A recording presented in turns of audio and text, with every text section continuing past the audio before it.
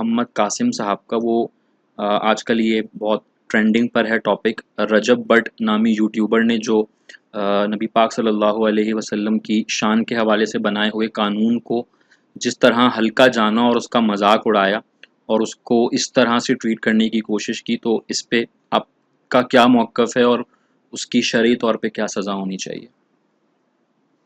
میں اس کا جواب دیتے ہوئے حکمران، اس میں پاکستان کے صدر، وزیر اعظم، عدلیہ کے سربراہ اور افواج کے سربراہ، ان سب کو کہوں گا کہ اگر آپ واقعی فتنۃ الخوارج، رد الخوارج کے لیے کام کر رہے ہیں اور آپ چاہتے ہیں، تو خوارج صرف وہی نہیں ہیں جو ہتھیار اٹھا کر آپ کے سامنے آ رہے ہیں. یہ جو ہتھیار استعمال کر رہے ہیں لوگوں کی دل آزاری کا، دین کی توہین کا، رسول پاک صلی اللہ علیہ وآلہ وسلم، ان کے آل بیت، صحابہ، مقدسات دین کی توہین کا، یہ اس سے زیادہ مہلک ہتھیار ہے. اس سے نظام بگڑے گا، اس سے امن نہیں رہے گا. اس کے لیے ان کو سخت ہونا ہوگا. کسی کی اگر ایف آئی آر کٹی ہے اس حوالے سے، آپ اس پر کام کروائیے. اگر آپ ایسے کسی مجرم کو سزا نہیں دیں گے تو ایسے لوگ پلتے رہیں گے. اس شخص نے کتنی توہین کی ہے، جتنی باتیں اب تک ہمارے سامنے ہیں. اب تو وہ فرار ہو چکا ہے. یہاں بہت آسان طریقہ ہے، ایسے شخص کو فوراً فرار کرا دیا جاتا ہے. مجھے کسی نے بتایا کہ اس نے اپنی شادی میں کروڑوں روپے لٹائے.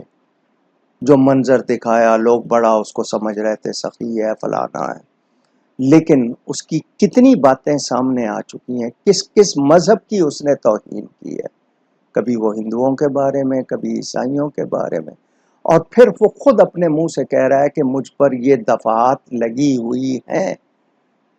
تو وہ خود اپنے منہ سے کہے، ایک شخص اقرار کرے، اور پھر ہمارے حکمران اس پر نہیں جی اس نے قرآن پہ ہاتھ رکھ کے معافی چاہ لی ہے. تم علماء سے پوچھو کہ اس کی حیثیت کیا ہے، اس کا جرم کس حیثیت کا ہے. اور ایسے مجرموں کو اگر آپ چھٹی دیتے رہیں گے تو فتنۃ الخوارج نہیں ہوگا. خوارج پلتے رہیں گے، بڑھتے رہیں گے، اور آپ کو یہی لوگ اندر سے کھوکھلا کر دیں گے.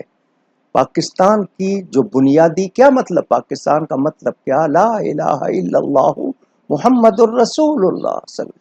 یا تو پھر آپ اس کو ختم کر دیں اور آپ لا دین ہو جائیں، پھر اللہ تعالیٰ کا قہر جو آئے گا پھر اس کو بھگتیے گا. اس طرح کے لوگوں کو اگر لگام نہ دی گئی اور ان کے لیے کوئی سد باب نہ کیا گیا، ان کو کیفر کردار تک نہیں پہنچایا گیا، قرار واقعی سزا نہیں دی گئی، وہ گستاخ ہے.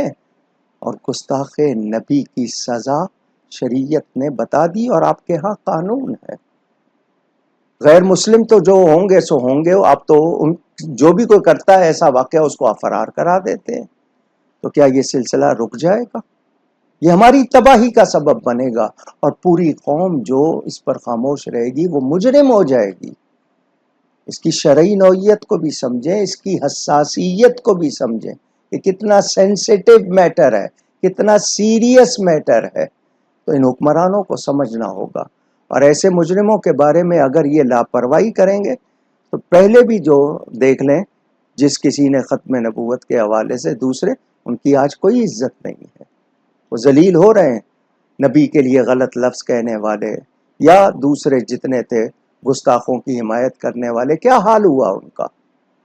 آج کہاں ہیں وہ؟ آج ان کی عزت کہاں ہے؟ تو سوچنا ہوگا. یہ ایمان کا مسئلہ ہے، یہ ریڈ زون ہے. اس پر کوئی دو رائے نہیں ہونی چاہیے، اور نہ ہی اس میں کوئی آپ کے ہاں فلیکسیبلٹی ہونی چاہیے، لچک نہیں. یہاں پر شریعت کا موقف، سنت کا موقف آپ کو اپنا کر اس کو پورا کرنا ہوگا. اللہ تعالی ایسے فتنوں سے بچائے.